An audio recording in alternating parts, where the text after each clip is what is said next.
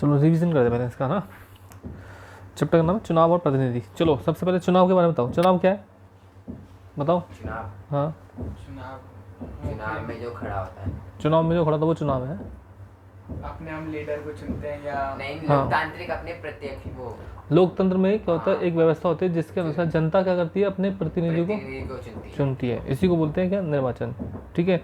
और प्रतिनिधि कौन होता है, प्रतिनिधि जो वोट वो खड़ा होता है, जो चुनाव लड़ता है। ठीक है। खड़ा और प्रत्यक्ष लोकतंत्र तुम्हें मैंने बताया था भी क्या होता है। हाँ। प्रत्यक्ष लोकतंत्र क्या होता है, जो क्या नाम है उसी समय फैसला समूह बना के पूरा- उसी ठीक है, समय इस प्रकार ऐसा चुनाव होता है जिसमें जो है उसी समय क्या होता है, वोट होते हैं और उसी समय क्या होता है, फैसला हो जाता है। खत्म हो जाता है। उसी को बोलते हैं प्रत्यक्ष चुनाव। ठीक है। और अप्रत्यक्ष चुनाव में क्या होते हैं, उसमें टाइम लगता उसमें है। टाइम लगता है। चुनाव होता है। हाँ चुनाव होने में फिर गिनती होती है, चुनाव होने में समय लगता है, फिर गिनती होती है उसमें समय लगता है, फिर गिनती होने के बाद फिर जो है वो आता है, उसका रिजल्ट आता है। ठीक है। चुनाव और लोकतंत्र क्या है, चुनाव और लोकतंत्र। हाँ चुनाव लोकतंत्र के बिना नहीं है। हाँ और लोकतंत्र के बिना चुनाव। हाँ। भारत में चुनाव व्यवस्था, भारत में चुनाव व्यवस्था, भारत में चुनाव व्यवस्था हाँ क्या ऐसा नहीं? भारत में चुनाव व्यवस्था में से कुछ नियम और कानून बनाए गए हैं। क्या बनाए गए हैं, कुछ नियम और कानून बनाए गए हैं। ठीक है। और ये किसका नियम और कानून कौन बनाता है, जो चुनाव आयोग है वो बनाता है। कौन बनाता है, चुनाव आयोग बनाता है। चुनाव आयोग में जो है जो हमारे देश में चुनाव आयोग है आर्टिकल 324 के अनुसार है। किसमें, आर्टिकल नंबर संविधान का अनुच्छेद 324 है जिसके अनुसार चुनाव आयोग की स्थापना की गई है भारत के अंदर। ठीक है। और इसमें जो है जो चुनाव आयोग होता है, चुनाव आयोग में 3 सदस्य होते हैं। कितने होते हैं, 3 सदस्य, एक मुख्य होता है और 2 अन्य होते हैं। तो मैंने कल क्या बताया था कि जो चुनाव आयोग होता है, चुनाव आयोग में जो मुख्य जो होता है उसकी उम्र कितनी होती है, वो कितने साल तक, 65 साल तक काम कर सकता है या फिर 6 साल 6 साल तक, दोनों में से जो पहले उसका कंप्लीट होगा तो वो खत्म हो गया। हाँ। तो 6 साल 65 का मतलब पता है ना कैसे, हाँ, हट कि अगर वो मतलब 52 साल का है और 58 साल तक रहेगा फिर वो, क्योंकि 6 साल इसमें कंप्लीट हो है 58 साल तक में। जबकि उम्र कितनी डिसाइड कर रखी कि 65 वर्ष से ऊपर नहीं होना चाहिए बंदा। अब ऐसे को अगर कोई जो है 62 साल का आता है और 62 साल का जो बंदा वो अब चुनाव आयोग का मुख्य वो बन गया है आयुक्त, तो कितने साल तक रहेगा वो, खाली 3 साल तक रहेगा, क्योंकि 62 साल का तो है ऑलरेडी और 65 साल क्या होती है लास्ट उम्र होती है।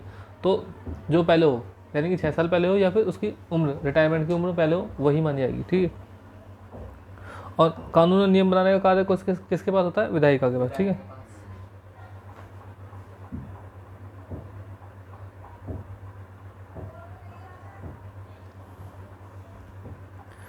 अब हम पढ़ते हैं समानुपातिक प्रतिनिधि प्रणाली। ठीक है।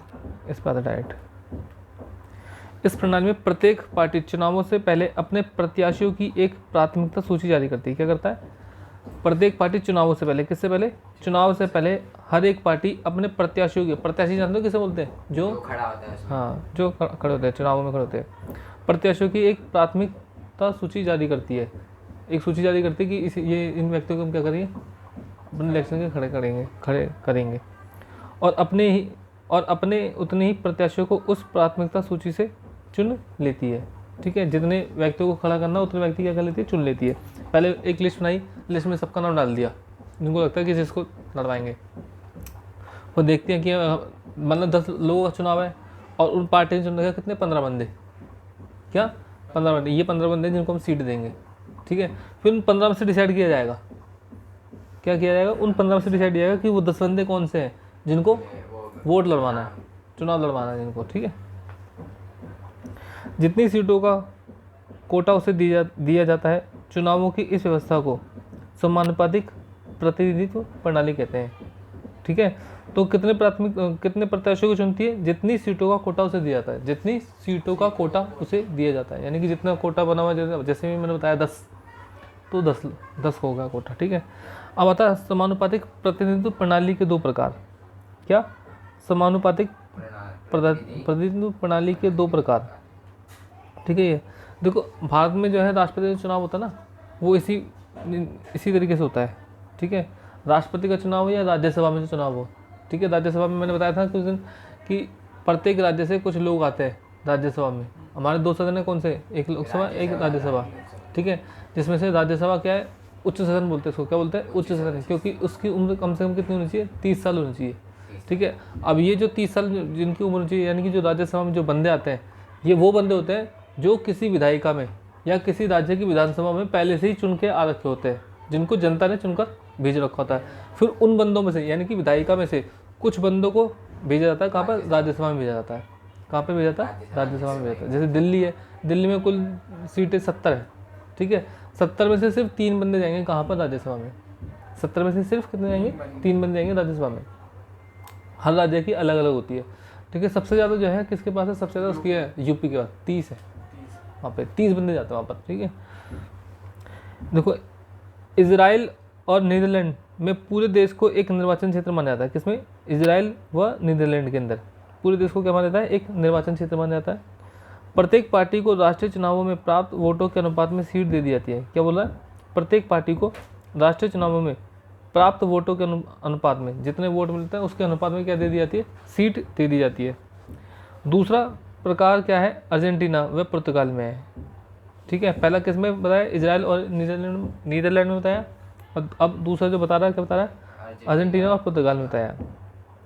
पूरे देश को बहु सदस्यीय निर्वाचन क्षेत्र में बांट देता है।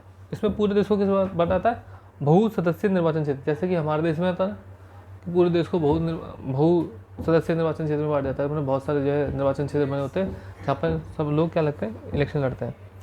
भारत में सर्वाधिक वोट से जीत की प्रणाली को क्यों स्वीकार की है, भारत में सर्वाधिक वोट से जीत की प्रणाली क्यों स्वीकार की है। सर्वाधिक वोट जीत की प्रणाली समझते हो ना किसे बोलते हैं, यानी कि देश में रहने उस व्यक्ति को जो चुनाव लड़ रहा है, अगर उसे एक वोट भी अगर ज़्यादा हासिल होता है अपने प्रतिद्वंदी समझते हो ना, उसके खिलाफ जो खिलाफ में खड़ा हुआ है, तो प्रतिद्वंदी से अगर एक वोट भी ज़्यादा होता है तो वह जीता हुआ माना जाता है। इसी को बोलते हैं सर्वाधिक वोट जीत प्रणाली, ठीक है। देखो क्यों अपनाया गया। नंबर 1 तो यह प्रणाली क्या है, सरल है, क्या है, बहुत आसान है। दूसरा, उन मतदाताओं के लिए जिन्हें राजनीति एवं चुनाव का ज्ञान नहीं है उनके लिए भी क्या है, सरल है। वो भी समझ सकते हैं इस चीज़ को, भाई जीत के प्रणाली सर्वाधिक एक वोट जीतना मैंने फालतू तो मैं जीत जाऊँगा, ठीक है। अगर उनको जो है, अब जैसे राष्ट्रपति के चुनाव की अगर बात की जाए ना, तो सब लोग जो आम नागरिक है वो पागल हो जाएगा कि कैसे इसका चुनाव कैसे होता है, किस तरीके से, क्योंकि उसमें जो है समानुपातिक प्रतिनिधि प्रणाली चलती है, ठीक है। चुनाव के समय मतदाताओं के पास स्पष्ट विकल्प होता है। क्या होता है, स्पष्ट विकल्प होता है, यानी कि जो चुनाव में जो वोट देने गए हैं जो लोग, तो उनके पास क्या विकल्प हो रखे होते हैं, ऑप्शन होते हैं कि किस किस को वो किसको वोट देना चाहते हैं, ठीक है। वो लगे, मशीन लगी होती है, मशीन के अंदर बटन लगे होते हैं, और बटन के सामने क्या होता है, साइन लगा होता है। जिस भी साइन के सामने उसको बटन, जिस भी साइन को उसको वोट देना, उसी के सामने वाला बटन दबा देगा, हो गया काम, ठीक है। देश में मतदाता, तीसरा क्या, देश में मतदाता को दलों की जगह उम्मीदवार के चुनाव का अवसर मिलता है। क्या, देश में मतदाताओं को दलों की जगह उम्मीदवार के चुनाव का अवसर मिलता है, जिनको वह व्यक्तिगत रूप से जानते हैं। अब कोई भी व्यक्ति क्या होता है, हर पार्टी से चुनाव लड़ता है, किससे लड़ता है, पार्टी से चुनाव लड़ता है। लेकिन जब वोट लड़ रहा होता है तो वहाँ पे पार्टी नहीं लड़ रही, वो तो वोट वो कोई एक व्यक्ति लड़ रहा होता है ना। जैसे पार्टी है, पार्टी से तो उसने सीट ली है, पार्टी से तो क्या लिया उसने, सीट ली है।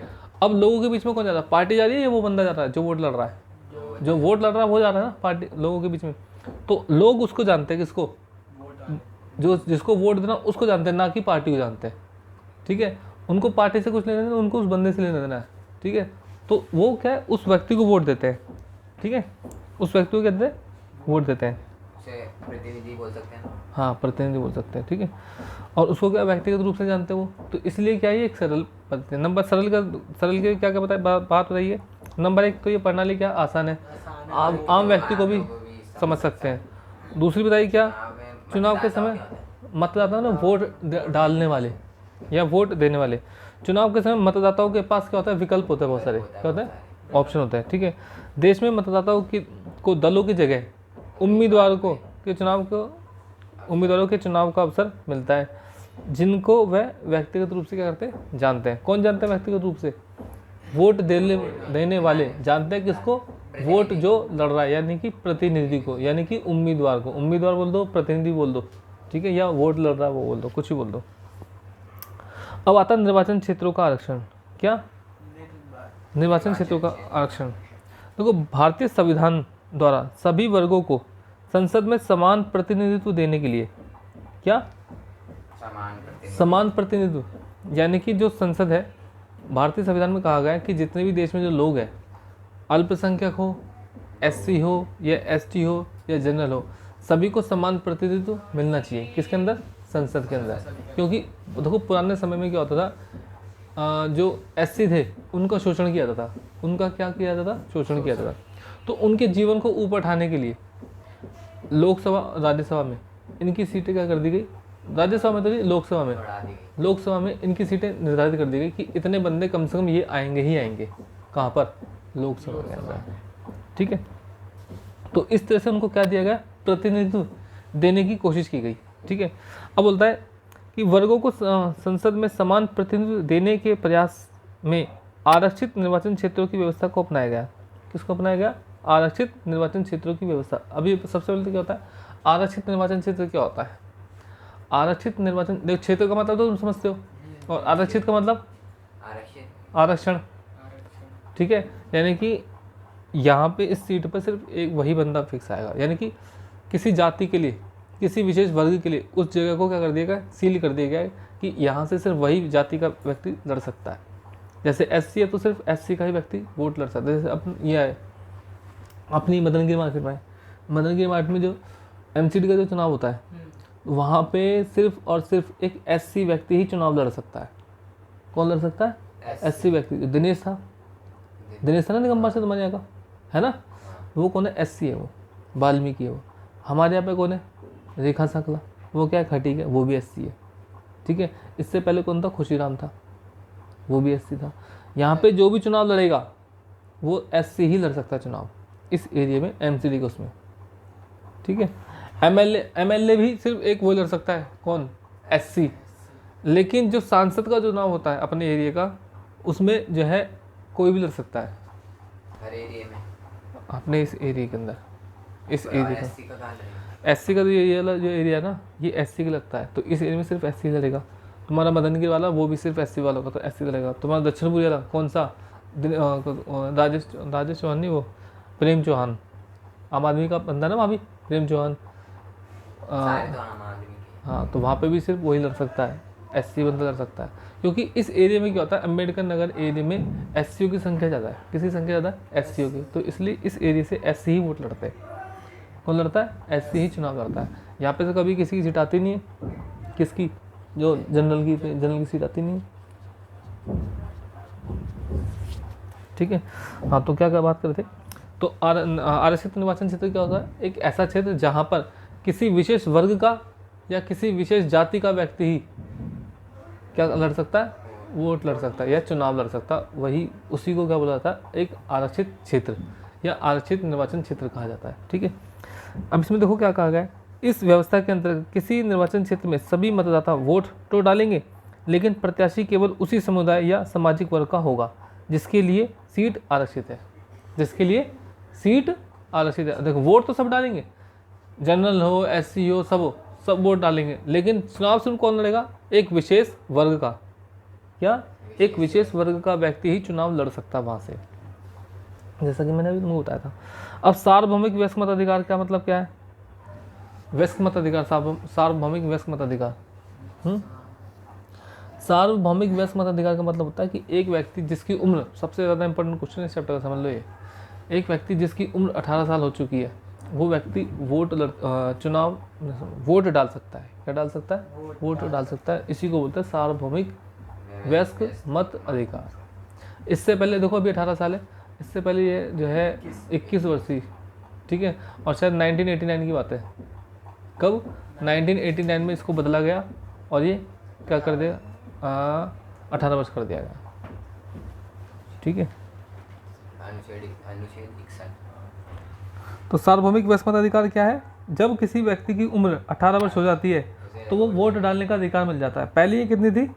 पहले ये 21 वर्ष थी। ठीक है, और कौन सा संविधान संशोधन किया गया? संशोधन किया गया कौन सा?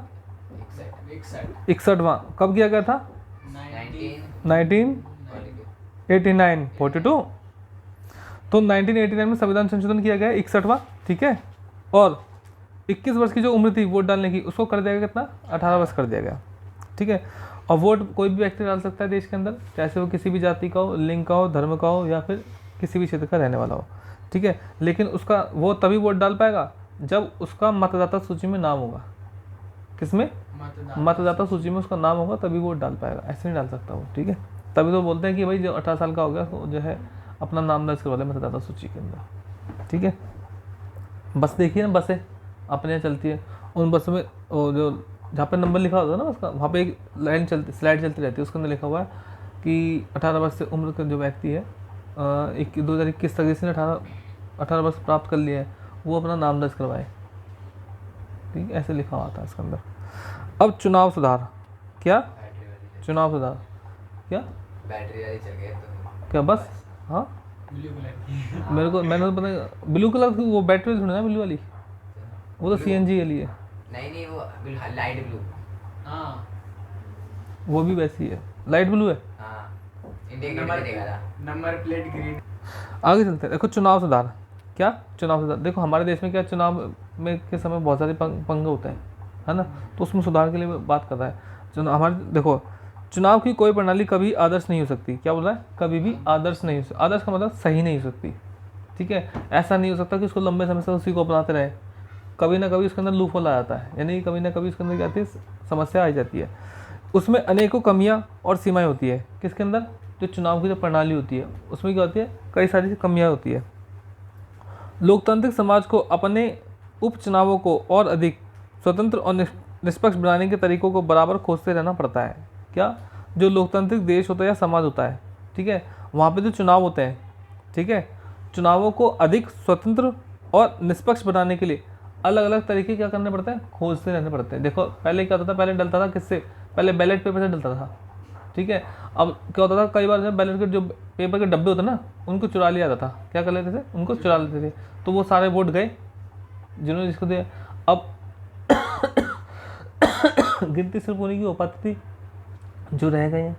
ठीक है, उनको पता नहीं पता था, और फिर दोबारा कई बार दोबारा भी चुनाव कराने पड़ते थे क्योंकि वो तो लुट गया। ठीक है, तो इसमें तो ऐसे में तो सही से डिसीजन नहीं आ पाएगा, तो उसके बदले क्या लेकर आए हम, मशीन लेकर आए। क्या आ गई, मशीन आ गई। अब क्या हुआ, मशीन के ऊपर भी डाउट होने लग गया। क्या होने लग गया, मशीन के ऊपर भी डाउट होने लग गया कि मशीन में जो कुछ गड़बड़ी होती है। तो अब क्या कर दिया, मशीन की जैसी बटन दबाओगे तो आपके सामने एक पेपर निकल के आएगा। क्या निकल के आएगा, पेपर। और जिस बटन पे आपने जिस चिन्ह पे आपने बटन दबाया उसकी पर्ची निकल के आ जाएगी, उसकी फ़ोटो भी निकल के आ जाएगी, कौन बंदा उस पर खड़ा हुआ है, ठीक है, उसका चुनाव चिन्ह क्या है, वो भी फ़ोटो निकल के आपको नहीं मिलेगी, एक डब्बे के अंदर वहीं गिर जाएगी। आपको नहीं मिलेगी वो, लेकिन वो डब्बे के अंदर वहीं पे, अगर आपको मिल जाएगी तो लोगों को पता लग जाएगा ना कि आपने किसको वोट दिया है। चुनाव क्या होता है कि एक इसको जो है पर्सनल रखा जाता है। क्या रखा जाता है, पर्सनल। अगर तुमको दे ही देंगे तो तुम बाहर जाके किसी को भी बता दो कि मैंने इसको वोट दिया है ना, तो ये पर्सनल नहीं रह जाएगा।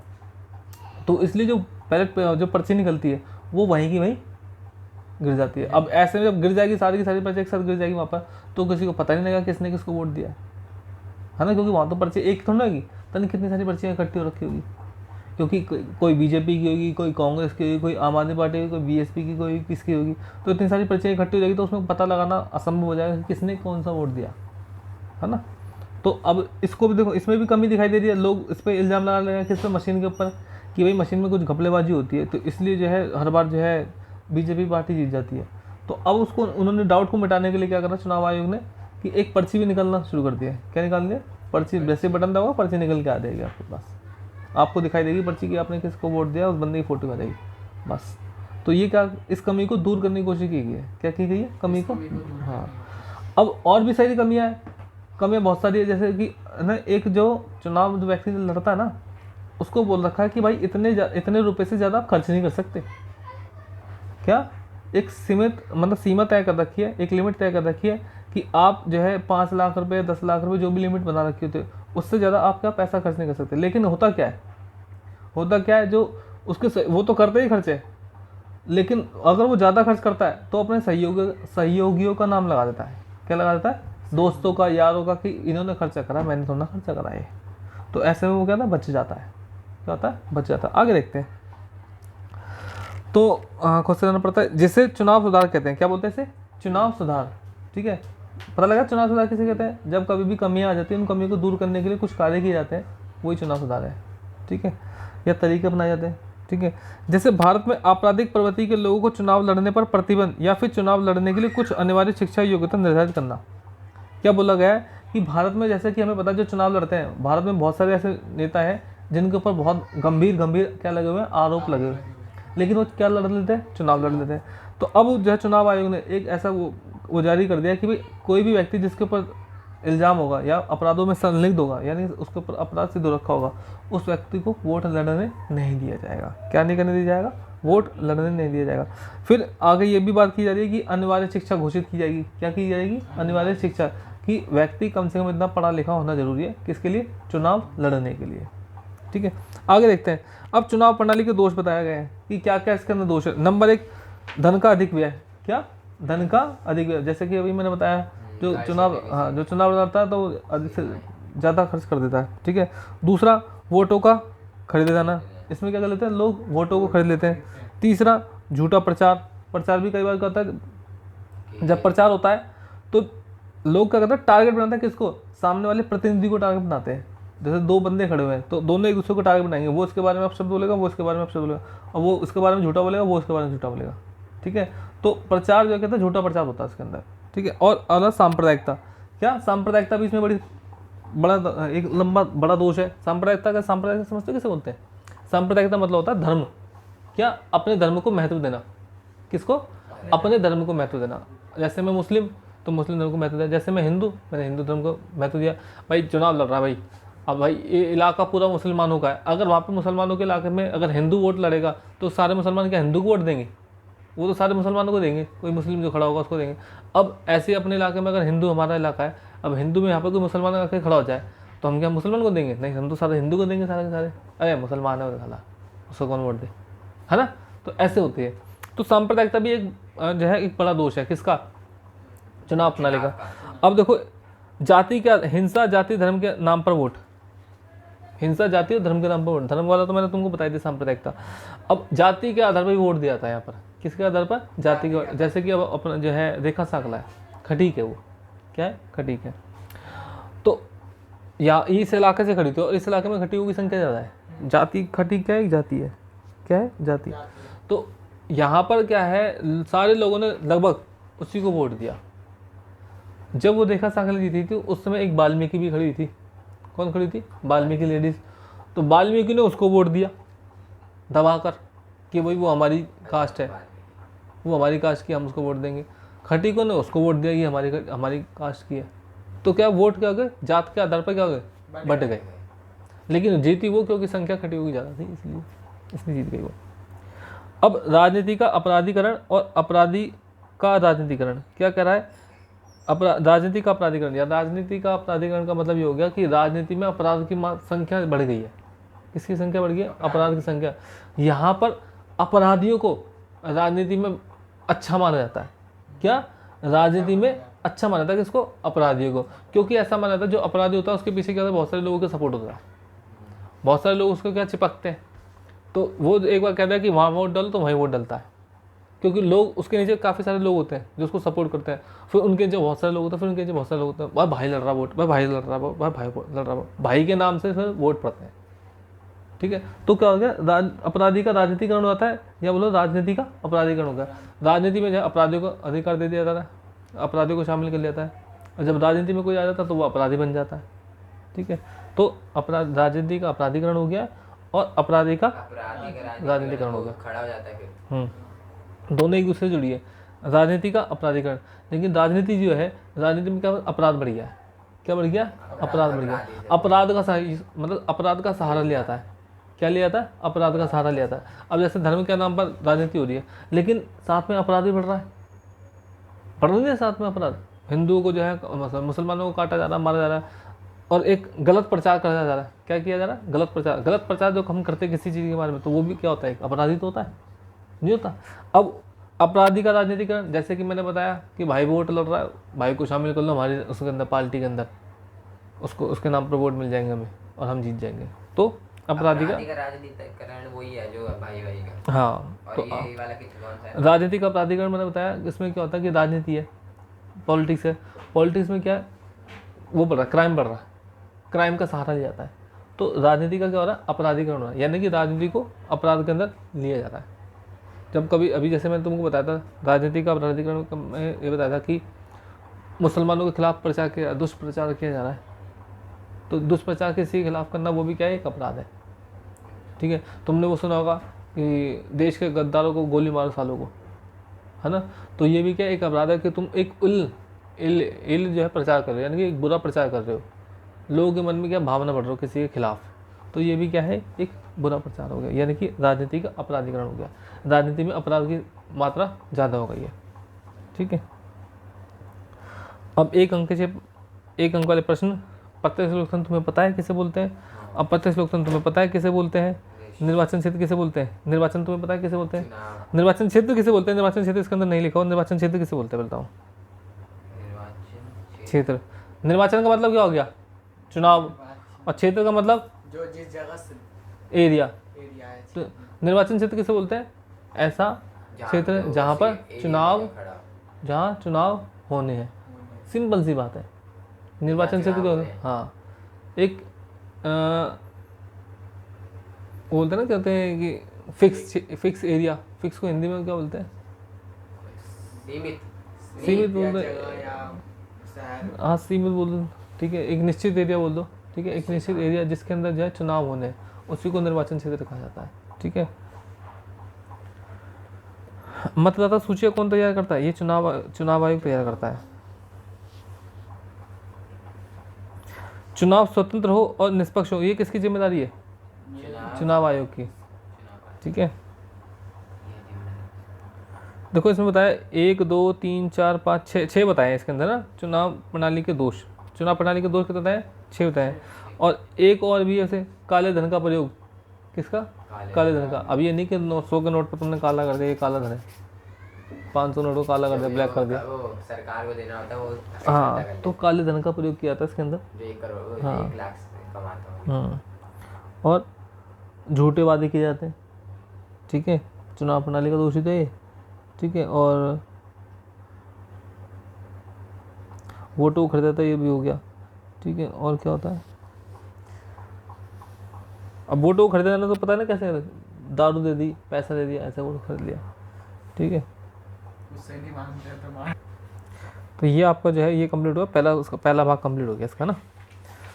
आम चुनाव कैसे कहते हैं ये भी तुम्हें पता ही है। सार्वभौमिक प्रेस मताधिकार कैसे कहते हैं ये भी पता है तुम्हें, है ना। अनुच्छेद 3, देखिए इसमें लिखा हुआ अनुच्छेद 324 के माध्यम से किसकी स्थापना की गई है? 324। मैंने बताया था।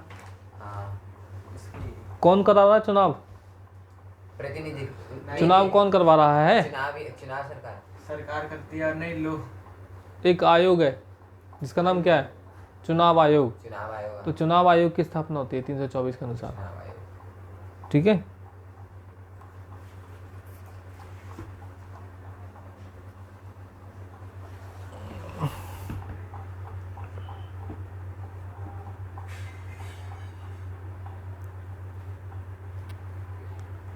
देखो यहाँ बोला गया पृथक निर्वाचक मंडल।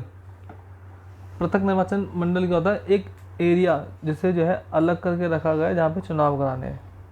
ठीक है, मंडल। हाँ, अभी आएगा तो तब सही से देखेंगे। ये मेरे पास या मेरी जो वो होगी किताब, वरना तो उसमें बहुत बढ़िया दे रखा है।